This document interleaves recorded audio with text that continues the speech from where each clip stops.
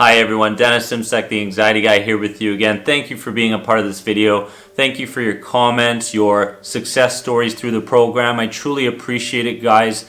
It really warms my heart to be able to help so many people out there struggling, specifically with health anxiety, GAD, and panic attacks. And I believe that truly, when we connect and when we share our ideas and when we share our success stories, we can truly move ourselves from being the victim to becoming the warrior, guys. So today I wanted to make a video about de-stressing your life, coming up with these 10 rules, these laws to live by so that you can begin to de-stress your life, so that you can begin to see the world in a different way, and you can really start to allow yourself to be a certain way, because a lot of people don't really allow themselves to feel good or to feel joy or to feel fulfilled. And a lot of that is going to come down to you guys putting into action, applying these 10 rules, these basic laws that I truly want you guys to live by, okay? The first one, guys, is truly understanding that you can condition yourself to see the positives, to see the breakthroughs in your day. So when you go about your day, and all of a sudden, things start to happen. I mean, in every single day, we've got all these experiences, these thoughts, these beliefs, these emotional consequences. We run into so many different people. Things go right and things go wrong at work, whatever it may be.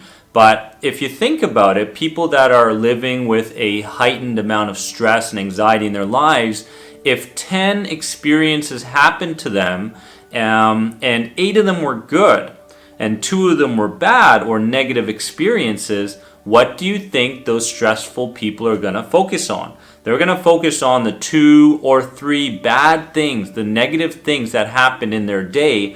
Whereas if we start to condition ourselves, remember, people ask me all the time, Dennis, how did you become this person? How did you become so optimistic? How did you come up with the walls to be able to not get so emotionally attached in your one-on-ones and people through the program working with me? And I said, you know what? It all came down to constructing this person that I've become.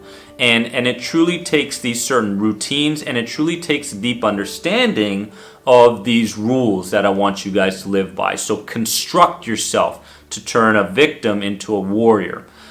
So understand that you can condition yourself to see the 8 great things, the things you're grateful for in your life, the good experiences that you had in your day, and move yourself further away from nitpicking and being that perfectionist.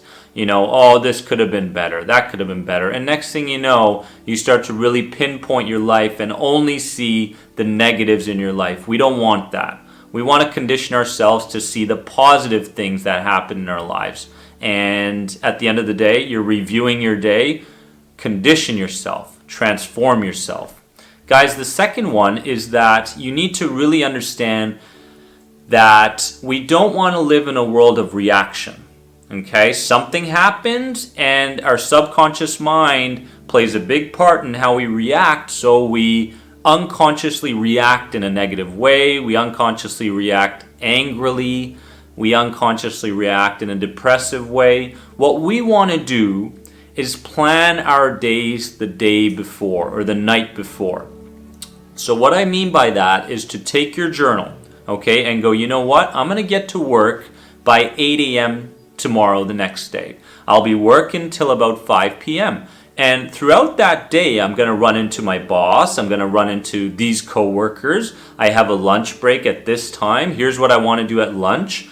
Here's how I want my conversations to go with those people throughout the day. And you almost start to come up with this visual interpretation of what your day is going to look like the day before or the night before.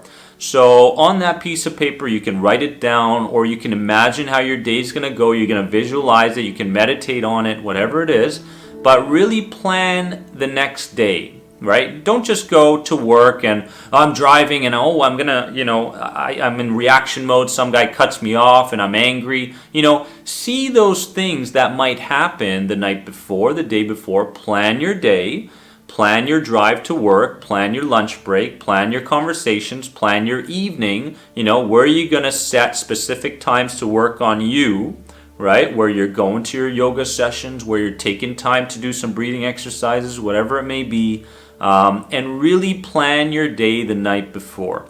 You guys are going to find that this brings some structure into your life. It brings some control over your life, right? And you don't feel like you're just, in reaction mode. So it's really important that you guys implement this, okay? Number 3 is you need to delegate some jobs to other people. So many times, especially in the Western world today, we basically live to work. And what I learned in Europe is that a lot of people work to live. It's a certain different approach to life, okay? So it's really important that, that new job that your boss wants you to do, okay, you start to go, you know what, I'm going to delegate this to somebody else in my team. Or, I got to go home and I got to do the laundry, whatever it is. You know what? I'm going to get my husband to do this, or even the kids. We're going to start a routine, guys, where we start to take the load off of me and I start to delegate some of these jobs to other people, okay? And there's a lot of people out there that if you do start a routine with them, they will get used to it. Next thing you know, your plate becomes a little bit thinner, and that's going to benefit you in the long term, okay? And mental health, physical, emotional, spiritual health, guys. The whole package, everything will feel balanced when you start living simpler, okay? The 4th one, and this goes back to the people I work with through the program, is to understand that you must slow down. You must slow down your speed in whatever you're doing. When you wake up in the morning, wake up 30 minutes earlier, take time to do some breathing exercises. Take time to write down some of those negative thoughts and get them out of you and onto a piece of paper, right? All those fearful negative thoughts. And therefore you're linking up the idea of externalizing some of that stuff, getting it out of you. So it's really, really important, guys, that you eat slower. That when you order your food from a restaurant, you do it in a slow way. When you're mingling with someone, you're conversing and socializing with people, slow down. Everything we do when we're stressed out or anxious, our minds tell us that we must speed up. Our bodies tell us that there's a threat around the corner. And therefore, we tend to think that a feeling or a thought is in fact a true fact. It is not. It's just a feeling. It's just a part of you that's trying to keep you safe and to keep looking at what is familiar in your life, okay? And I tell this to people with anxiety all the time, We hate our anxiety. We truly do. I hated my health anxiety for years and years and years. But little did I realize that with a little bit of knowledge, I came to the understanding that my body and my mind were trying to do the best for me. Okay, it wasn't like, oh, I'm feeling anxious. Why am I feeling anxious? Why am I getting panic attacks? Why do I fear the world so much? This is a natural response, guys. This is embedded in us. So it's up to us to, what I like to call, step up. And step up when we start to get feelings, when we start to go too fast in life, and to go, you know what? If I slow down, I'm giving these signals to my mind and my body and my imagination that in fact there is nothing to be feared. There is no threat here. So your mind starts to go, okay, well, we did that differently last time. Let's do that again because it worked. It felt good. Remember, your mind wants to do 2 things. It wants to keep you happy and it wants to keep you safe. It's always going to try to keep you safe first, though. But if you start to train your mind and train the dog, I like to call it, train the dog to do tricks, train the dog to potty train in the right place, whatever it may be, your subconscious mind will start to work for you, okay? And take your time. Take your time. Slow down. Slow everything down. It's going to benefit you and the people around you big time. Guys, number 5 is find ways to release suppressed emotion. 8 out of 10 people that visit the doctor's office is there because of a bad memory. Okay? So I want you guys to understand that when you repress your emotions, when you keep them in you, hidden, and far away from the world, and you're not finding productive ways to release some of those emotions, a lot of times it explodes in one moment. Okay, our kids do something wrong and boom, it comes out, right? And then we regret that. Whereas if we slowly on a daily basis find ways to express some of those emotions, and I say this to people a lot, people I work with, I go, you know what? You need to cry more. And they go, no, my parents taught me back in the day that big boys don't cry.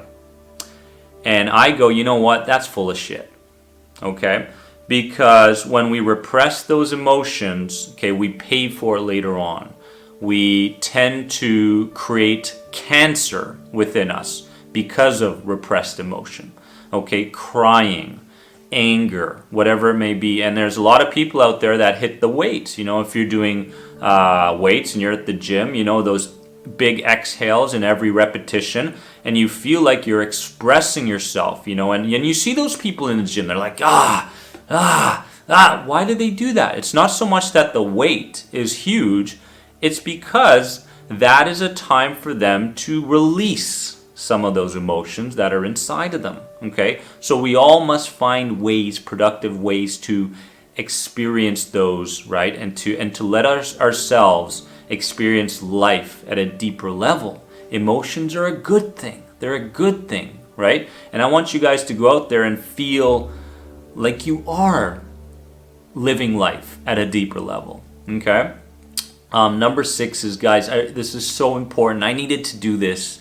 Okay, and when I did it, I saw huge changes in my life.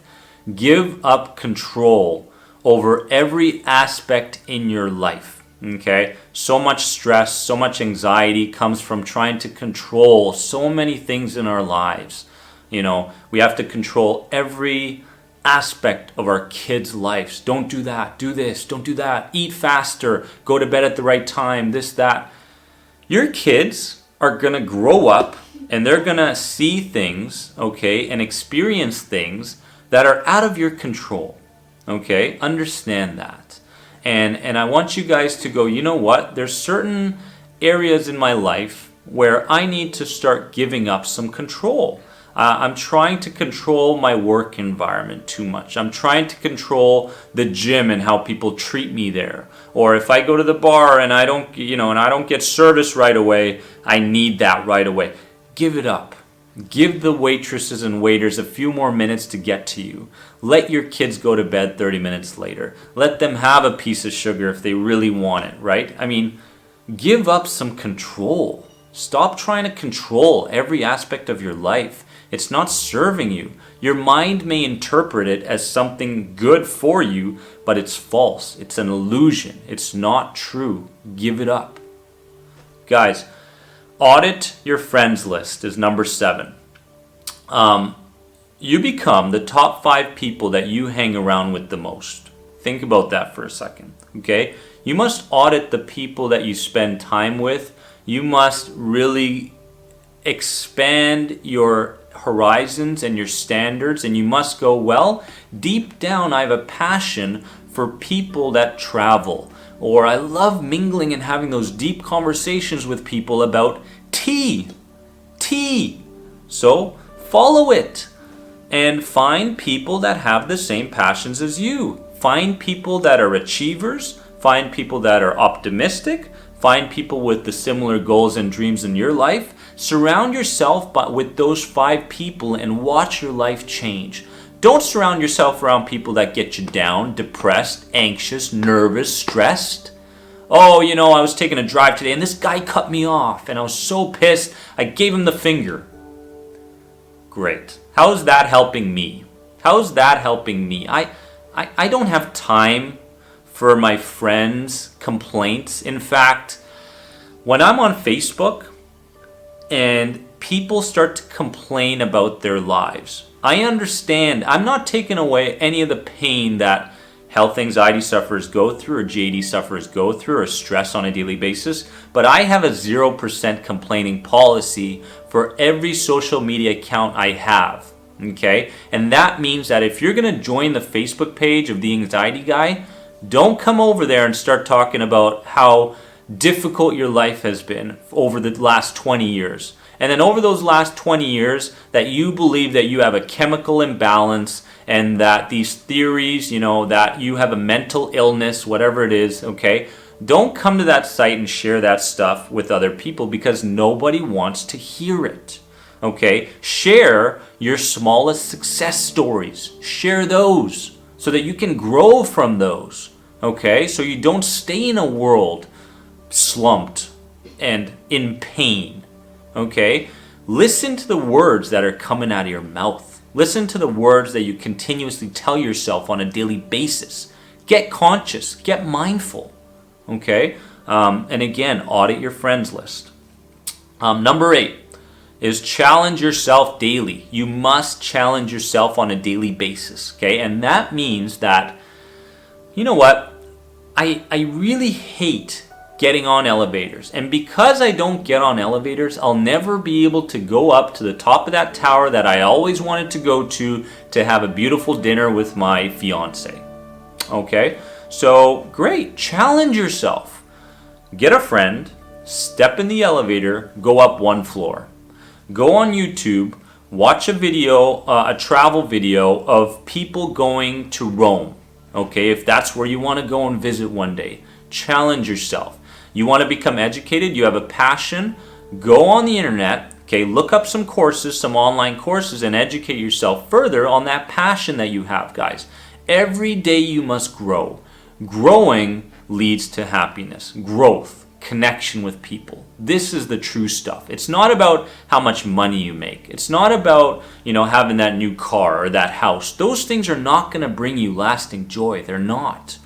If this trip in Europe has taught me anything during this anxiety retreat that I made for people, it's that people here live simple. Simple. Life is so simple, but we make it so complicated, honestly. But this list, share this list with people, it's going to inspire lots and lots of people. So understand that every day you must step closer towards that thing you fear, that unknown world. Challenge yourself on a daily basis, guys. Number 9 is stop competing with others. Okay? Competing with others. Oh, my friend's got that new car, which means that I must get that new car, of course. So what do? We put more on our plate. We work harder and harder and harder, 50-hour work weeks, and we get that car. Fantastic. For the first month. After that, we find ways of selling that car and maybe getting a better car because your friend got another great car. Stop competing with other people. Compete with the person you were yesterday. I like that one. Compete with who you were yesterday, not with other people. Be better than you were yesterday. That's your job, is to improve yourself on a daily basis, guys. So stop competing with others and notice how you can begin to grow from yesterday. The last one is that you guys must understand that a world of being okay is still okay. Nothing has to be either good or bad all the time, okay? Nothing has to be totally safe or totally dangerous. Nothing must be black or white, okay? You can be in the middle and be okay or vanilla. I think there's a saying in Italian, it goes, the art of not doing anything throughout a day is what pleases Italians, or something like that. It goes that way. So, when I'm in Europe, I can see people sitting on a bench and overlooking the beach for the entire day. They'll get their book, they'll go out there, they'll keep life so simple. They really will. And understand that you don't need to feel fantastic all the time. And you don't need to fear everything all the time. You can be in the middle, and life can be vanilla sometimes, and that's okay. Allow yourself to be okay. Allow yourself to be with your goals and dreams in your life, your thoughts and your thought patterns that serve you, and the purposes that you have in your life, guys. That is what the Anxiety Guy YouTube channel is about. That is what the podcast is about. And I truly admire and am inspired by the people that have begun the anxiety and the anxiety program at anxietyexit.com. Your success stories have helped me, guys, understand that anything is possible, okay? And miracles happen every single day, and they can happen to you, but we must start to begin to become knowledgeable. We must start to begin to have this willingness to learn and this willingness to change and get to a point of no return. No return to that old self. No return to that critical voice I used to have. No return. And it starts with your intention in the morning. What is your intention? What is your intention? Okay? Don't live in a world of reaction. Live in a world of cause. Everything has a pattern. Everything has a structure, guys. Implement these top 10 lists to de-stress your life, guys. I know it's going to make a huge difference for you and other people in your life. Please share this video with others. Shoot me a comment below and like this video. And I will see you guys really, really soon. Peace and love. Remember, you are more than anxiety. Love you guys.